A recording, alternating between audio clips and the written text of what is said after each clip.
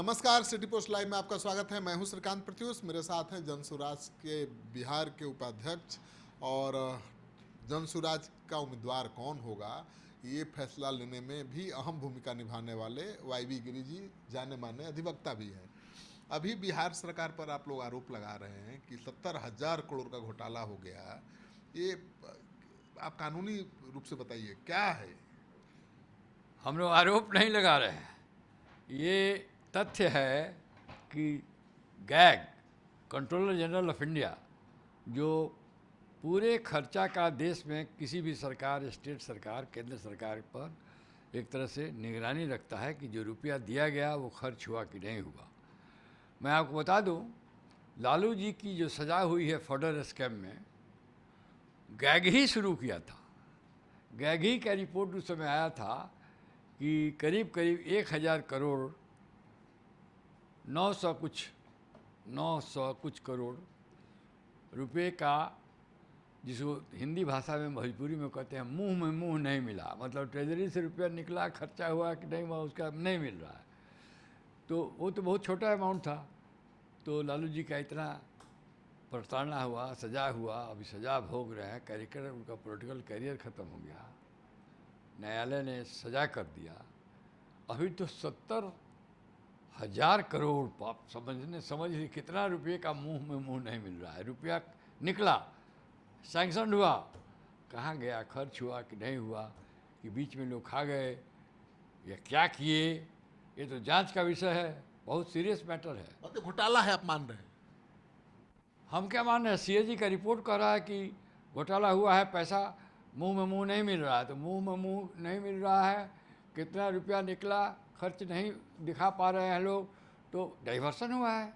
जितना खर्च वो दिखा रहे हैं और उतना पैसा, बाकी पैसा भी नहीं लौटा है, सीएजी का कहना है। हाँ, वो भी है। इसलिए हमारा मोटा मोटी हम लोग ये कह रहे हैं कि सरकार को सीबीआई से इंक्वायरी कराना चाहिए, केंद्र सरकार को, कि बिहार सरकार का ये रुपया कहाँ गया, किसने या रुपया गया, कोई कौन खाया, कि इसमें क्या शीर्षस्थ लोग खाए, ऑफिसर खाए, पदाधिकारी खाए, मंत्री खाए, मुख्यमंत्री खाए, कौन खाया, इसके जांच होगा तभी पता चलेगा। इतना ह्यूज अमाउंट 70,000 करोड़, ये साधारण बात नहीं है। तो मंत्री भी फंसेंगे। 1,000 करोड़ में तो 10 आईएएस और चीफ मिनिस्टर उस समय के लालू प्रसाद यादव, कई मंत्री सब जेल गए, कुछ लोग उसमें मर खप भी गए।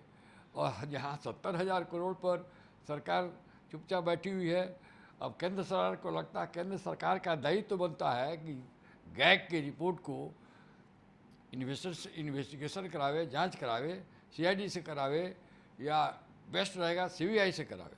लेकिन अगर सरकार नहीं कराती है तब पीआईएल फाइल होगा। आपको याद होगा, हम लोग अभी विचार कर रहे हैं, थोड़ा और मटेरियल मिल जाए तो जिस प्रकार उन दिनों शिवानंद तिवारी और सुशील मोदी ने पीआईएल फाइल किया था 1,000 के लिए, 1,000 करोड़ के लिए, जिसमें लालू जी और अन्य लोग, कितने मंत्री पकड़े गए, फंसे गए, सजा भोग रहे हैं। उसी प्रकार पीआईएल फाइल होगा, पब्लिक इंटरेस्ट लिटिगेशन फाइल होगा, कि बिहार सरकार, इसके पदाधिकारी, मंत्रीगण, ये सब लोग 70,000 करोड़ का जवाब दें।